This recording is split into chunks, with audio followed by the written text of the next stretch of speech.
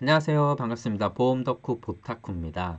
자, 무해지 종신보험을 저축으로 판매하는 세일즈 컨셉이 굉장히 인기를 끌고 있습니다. 어제도 제가 계산기를 제공을 했는데 정말 많은 분들이 계산기를 신청해 주셨고요.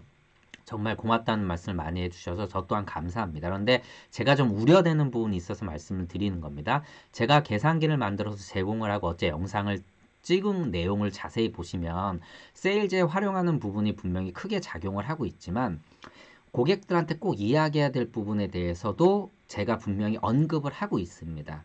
그런데 제가 좀 우려되는 게 뭐냐면 SNS를 보다가 제가 이제 좀 우려되는 부분이 있어서 오늘 이 영상을 올리는 건데요. 제가 여러분한테 질문 하나만 드려볼게요. 여러분 빚이 얼마나 있으세요? 빚이 없으면 참 좋겠지만 우리가 빚이 없을 수가 없죠. 없는 분도 있겠지만 뭐 우리가 서울에 집 한 채 구매를 한다라면 빚 없이 구매한다라는 건 굉장한 능력입니다. 무튼 또 빚을 내는 것도 우리가 능력이라고 얘기하는데 저는 빚이 한 30억 정도 있습니다. 굉장히 많죠. 그런데 저는 부담이 하나도 안 돼요. 왜냐하면 저는 조달금리가 0.5%이기 때문입니다. 자, 30억을 0.5%에 조달하니까 저는 제가 벌어서 이자를 잘 갚을 수 있기 때문에 별로 부담이 안 됩니다. 예. 제가 고객분들 만나면 실제 변액보험 세일즈 강의할 때 이런 말씀을 많이 드리고 정말 조심해야 되고 어떻게 접근할지에 대해 설명을 드는데 제가 고객한테 물어보거든요. 고객님 빚이 얼마나 있으세요? 근데 함부로 고객님이 이런 정보를 저한테 주지도 않고 저 또한 답을 바라고 고객님한테 질문하는 것은 아닙니다. 예. 우리가 빚 없이 살아가면 참 좋겠죠, 고객님. 근데 저는 빚이 30억 정도 있습니다. 그럼 고객님 깜짝 놀랐어요. 그런데 전혀 고객님 하나도 부담이 안 돼요. 왜냐하면 저는요, 예, 제로 금리로 빌렸거든요. 그러면 고객님이 깜짝 놀라, 그런 거 있으면 저도 좋겠다. 예, 농담을 하는 거죠. 자, 부채가 얼마가 있느냐보다 더 중요한 게 금융 비용이 얼마가 발생하느냐가 중요하다는 거에서 다 아실 겁니다. 예, 2.5% 담보대출로 금리로 담보대출을 썼는데 만약에 3.5% 4%로 올라간다면 어마어마한 충격을 줄 수밖에 없습니다. IMF 때 기억하십니까? 중산층, 예, 뭐 예를 들어서 연봉 1억, 아파트 서울에 한 채 갖고 있고 그랜저 끌고 다니고 아이들 유학 보낸. 그런데 어떤 일이 벌어집니까? IMF 터지고 집값이 반토막 됩니다. 대출 비율이 40%에서 7, 80%, 90%까지 치솟습니다.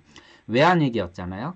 자금을 조달하기 위해서는 금리를 올릴 수밖에 없죠. 그래서 금융비용이 엄청나게 부담이 돼요. 16%, 20%까지 올라가고 원달러 환율 800원에서 1600원으로 상승해 버리니까 자녀들한테 학비도 보내줘야 되는데 못 보내주고 한국으로 들어오라 그러면서 애랑 싸우고 뭐 이런 일 벌어졌었지 않습니까? 예, 금리 환율 어마어마하게 중요한 거죠. 자, 금리라는 것은 이렇게 굉장히 중요합니다. 그래서 금리를 제가 늘 말씀드리지만 뭐 시장 경제 나침판 또는 운전사 역할을 한다라고 합니다. 자, 금리가 낮아지면 어떤 일이 벌어지죠? 더 높은 수익을 찾아서 리스크를 감수하고도 투자 시장으로 돈이 흘러 들어옵니다. 그래서 변액보험을 판매할 때 이런 세일즈를 많이 합니다. 금리가 떨어지게 되면 자금의 흐름이 이제 투자 시장으로 들어와서 투자 시장에 있는 자산들이 이제 수요 공급에 의해서 가격이 상승해서 여기서 수익을 꾀할 수 있다라고 이렇게 표현을 합니다. 네. 이렇게 세일즈를 하죠. 그리고 지금 무해지동 신봉을 판매하는데 확정금리 2.5%. 근데 지금 시장금리가 1%대입니다. 조금 있으면 0%대로 떨어집니다. 0%대로 떨어진 회사, 은행도 있죠. 시티은행 같은 경우도 그렇죠. 그래서 고객분들한테 얘기를 하는데 실수하는 것이 있다라는 거죠. 뭘 실수하냐면요. 확정적으로 얘기하는 겁니다. 자, 그 거대한 미국도요. 얼마 전까지 시장금리를 올렸습니다. 예. 아시다시피 108배에서 금리를 올리면서 그만큼 경제 성장을 꾀했고 금리라는 것이 어떤 역할을 하냐면 물가를 억제하는 역할을 하기 때문에 같이 맞춰져서 올라갔던 거죠. 그리고 IMF 같은 일이 떨어질 수도 있고 또 반대로 더 금리가 또 0%대까지 떨어질 수도 있습니다. 어떻게 될지 모르는 것에 대해서 함부로 확정적으로 얘기하게 되면 이게 나중에 우리의 발목을 잡을 수도 있다라고 말씀드리는 겁니다. 그래서 제가 어제 무해지 종신보험 손바꿈 예적금 계산기로 설명을 드릴 때 언제 적금과 예금한테 지는 타이밍에 대해서 제가 금리 설명을 드렸지 않습니까? 이거를 왜 고객들한테 설명을 해야 되냐면 당연히 설명을 해야 됩니다. 왜냐하면 이길 수도 있고 질 수도 있다라는 걸 꼭 안내를 해야 된다라는 거죠. 그런데 함부로 앞으로의 3% 이상 우리나라 금리 절대 못 올라가요. 앞으로 2% 이상 갈 수 있는 거 거의 불가능합니다. 이렇게 얘기하면 절대 안 된다라는 거죠. 앞으로 고객님 금리는요, 예전과 같이 고금리를 필 수 없을 것 같습니다. 왜요? 왜냐하면요, 고객님 하면서 이야기하는 거죠. 앞에 말씀드린 금융 비용입니다. 자, 미국이라는 경제 대국, 세계 경제에서 가장 큰 그 규모를 차지하고 있는 미국, 거기에다가 에너지를 가장 많이 소비하는 나라죠. 이제는 이제 셰일 오일 때문에 에너지 뭐 이제 최대 소비국에서 생산국으로 수출국으로 바뀐 나라가 뭐 미국인데, 무튼 이 미국은요, 부채가요, 2경 5,600조입니다. 미국은 뎁슬링이라고 해서 부채 한도를 의회에서 정해놓고 이걸 계속 늘려요. 왜 늘리냐면, 미국은 경상수지가 계속 적자가 나고 있는 그런 나라거든요. 예, 그래서 뭐 달러에 대한 문제 이런 것들 얘기하고 있는데, 무튼, 자, 2경 5,600조나 됩니다. 거기에, 뭐, 중국의 기업 부채라든가, 그리고 뭐, 일본의 정부 부채, 어마어마하지 않습니까? 상상을 초월하는데, 부채로 사는 경제가 만약에 금리가 엄청나게 올라간다면 대한민국도 늘 얘기 나오는 거 뭡니까? 부채, 뭐 정부 부채, 가계 부채 이런 얘기 나오는데 이 금리가 갑자기 올라간다면 세계 경제가 버틸 수 있을까요? 물론 함부로 얘기하는 건 그럼 굉장히 큰 충격을 받을 거라는 얘기예요. 그래서 함부로 고금리 정책을 필 수 있는 것은 어렵다라고 얘기를 하면서 예전처럼 고금리 정책을 피는 것은 쉽지 않을 것이다. 그리고 최근 시장의 경제 성장이라든가 고령화 이러한 구조를 보게 되면 또 일본을 쫓아가는 어떠한 지금 시장 금리 상황을 보게 되면 대한민국이 그만큼 경제 성장을 꾀하기 어렵다. 경제 성장을 꾀하지만 금리를 올려서 물가를 잡는 그러한 정책을 필 수 있다라는 것이죠. 그렇기 때문에 이러한 좀 논리를 펴서 고객한테 앞으로 금리가 예전처럼 고금리로 가기는 어려울 겁니다. 그래서 2.5%의 고정금리가 굉장히 매력적인 거고요. 연봉리가 매력적이다라는 거. 그리고 무해지종신보험이 표준형과 동일한 환급금을 주는데도 불구하고 30%나 보험료가 싸다라는 걸 얘기하면서 명확하게 적극적으로 이렇게 세일즈를 해야 됩니다. 물론 뭐 증권사의 레포트들 99.8%가 매수 레포트입니다. 예, 매도하라는 레포트 안 나옵니다. 그리고 증권사에서 발표한 어떤 기초 자료들 있죠. 월초에 1년 후에 보게 되면 70% 정도 가까이 다 오차 범위를 벗어납니다. 틀렸다라는 얘기가 아니에요. 그만큼 예측하기 어려운 경제 상황에 대해서 우리가 함부로 고객한테 이렇게 얘기한다? 변액보험 판매할 때는 이럴 때 늘 우리가 원하는 방향으로 세일즈를 이끌어 가야 됩니다. 그러다 보면 장점들을 부각시킬 수밖에 없죠. 하지만 철저하게 단점에 대한 부분도 얘기해도 절대 뭐 소위 말하면 꿀릴 필요가 없다라는 얘기죠. 굉장히 매력적인 거거든요. 그렇지만 고객한테 함부로 확정적인 얘기를 하면은 나중에 발목 잡힙니다. 예전에 변액보험 문제 있을 때 분쟁 사례들 보게 되면 녹취해 놓은 거 이런 것도 요즘 고객분들 다 캡처해 놓습니다. 당연히 해놔야 되고요. 당연히 그렇게 세일즈를 잘못하는 사람들한테는 그만큼의 어떤 책임을 전가해야 된다고 저는 말씀을 드리고 싶습니다. 우리가 굳이 그렇게까지 세일즈를 하면서 불안전 판매를 만들 필요는 없다라고 말씀을 드립니다. 그래서 제가 오늘 조금 오지랖을 펴서 이런 말씀을 좀 드리고요. 자, 개인이나 기업이나 가게나 정부나 신용을 통제하는 게 정말 중요하다고 말씀드립니다. 대한민국 OECD 가입하고 금융시장 개방하고 남의 돈, 싼 외국 돈 갖다 펑펑 쓰다가 뭐 맞이했어요? 예, IMF 맞이한 거 아닙니까? 저는 이걸 이제 제가 강의할 때 어떻게 표현을 하냐면 우리가 신용카드를 발급하기 시작한 겁니다. 그때 95년도에 수출 1천억 달러 달성하고 그 1만 분 그 개인 그 총소득 달성했지 않습니까? 그러면서 96년도에 OECD 가입하고 좋았죠. 근데 남의 돈 갖다 펑펑 쓰다 어떻게 됐습니까? 신용카드 긁고 돌려막기 하다가 IMF 터진 거, 외환위기 터진 거고요. 뭐 아이슬란드 같은 경우 기억하십니까? 아이슬란드 하면 기억나는 게 뭡니까? 예전에 강소대국, 금융대국, 뭐 골드만삭스 뭐 이렇게 얘기하면서 뭐 배워야 된다 막 이랬지 않습니까? 근데 그 나라가 어떤 나라였습니까? 정어리 잡고 재련업 뛰어나고 관광산업 뛰어나고 거기에 이제 온도 격차가 있어서 이제 그 뭐 어떤 수력 발전이 쉽게 용이하거든요. 그래서 재련업이 뛰어난 이런 나라가 금융시장 개방하고 엄청나게 남의 돈 갖고 뻥뻥 쓰면서 뭐 정어리를 잡으면서 뭐 S&P 쇼스치가 뭐 이런 얘기하면서 금융대국으로 펼쳤다가 어떻게 됐습니까? 예, 금융위기 터지고 그 리먼 사태 터지고 최초로 IMF 이제 구제금융 손 내민 나라가 됐고 그 당시에 이제 최진기 강사님의 말을 빌리자면은 2000년 동안 정어리만 잡아야 되는 나라 1인당 빚이 뭐 20억 가까이 됐었거든요.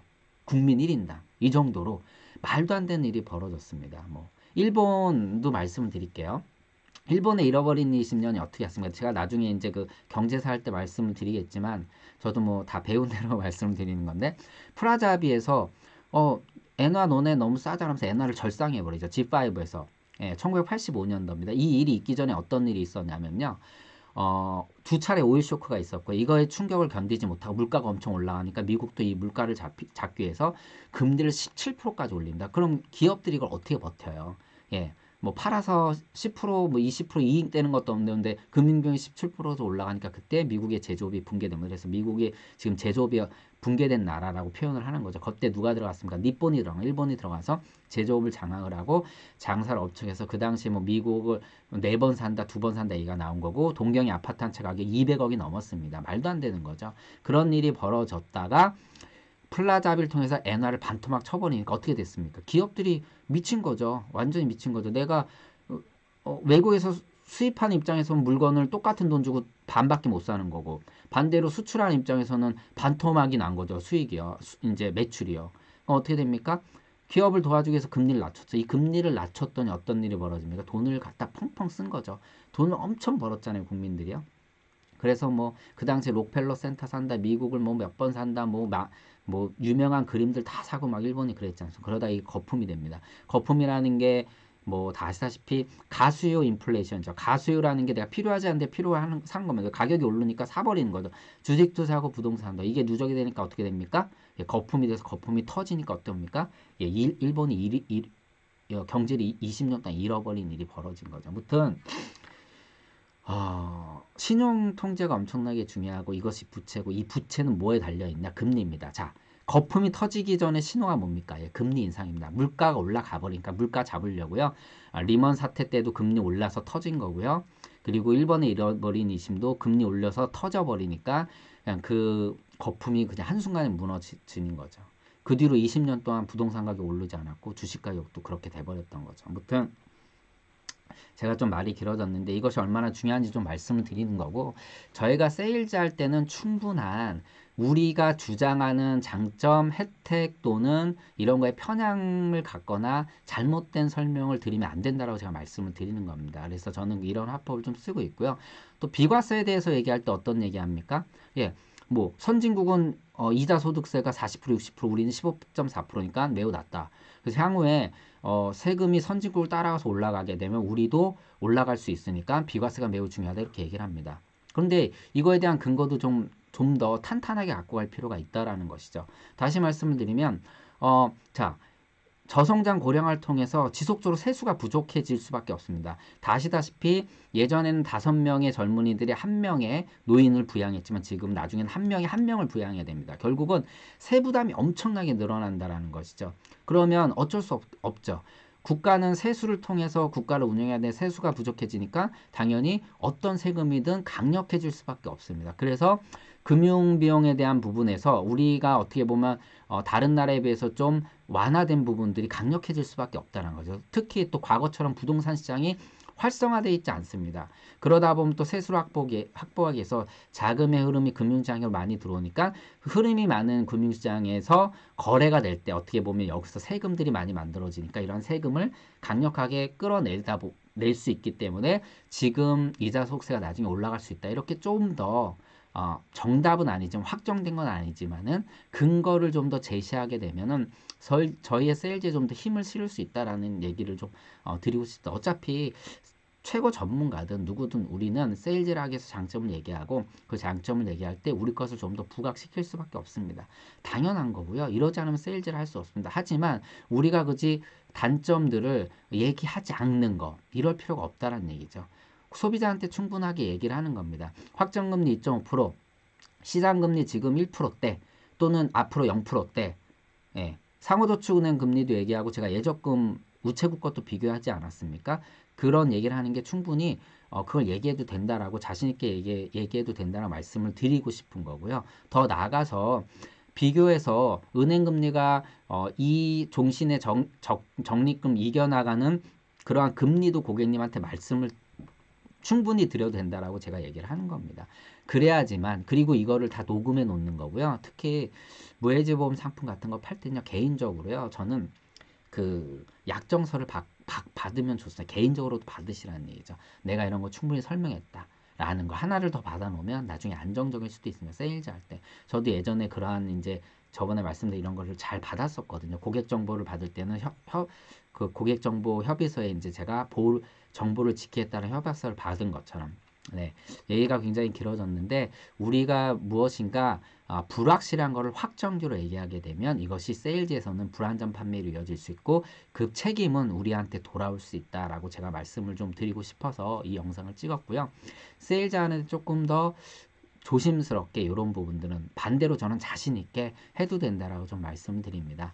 자, 보험 덕후 보타쿠 오늘 조금 오지랖 폈는데 조금 기분 좋게 들어주시고요. 영업에 조금이라도 도움 되셨으면 합니다. 예, 고맙습니다.